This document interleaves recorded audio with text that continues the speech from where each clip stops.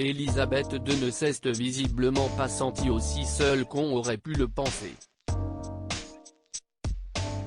Samedi 12 juin, la reine a célébré comme il se doit son deuxième anniversaire, comme le veut la tradition depuis 1683, quand le roi George II a estimé que le mois de novembre, son mois de naissance, n'était pas assez propice au beau temps pour une célébration digne de ce nom.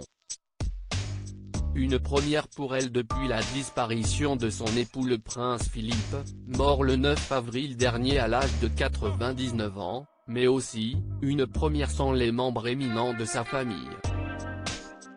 Annulé en 2020 à cause du Covid-19, ce Trooping The Color édition 2021 a en effet pu se tenir dans le respect des règles sanitaires mises en place par le gouvernement.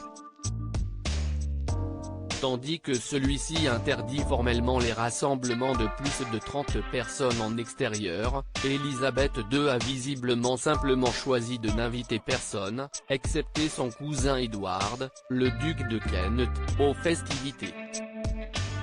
Une cérémonie qui s'est déroulée cette fois non pas au palais de Buckingham Palace mais au château de Windsor, où la reine vit depuis plusieurs mois, et pour laquelle la monarque avait opté pour une tenue estivale très élégante.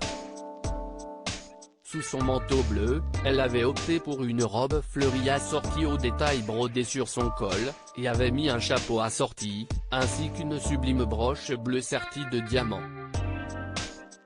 Élisabeth II seule avec son cousin le duc de Kent ainsi, CIST sans le prince Charles et Camilla Parker Bowles et le prince William et Kate Middleton que Élisabeth II a célébré cette année le Trooping The Color, donnant toutefois ce privilège à son cousin Edward, et gardant bien évidemment le sourire.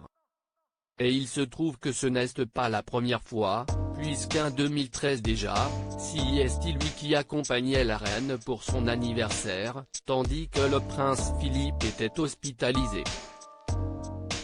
Un cousin dont elle est très proche, comme CIST le cas également avec Alexandra et Michael de Kent, le frère et la sœur d'Edward.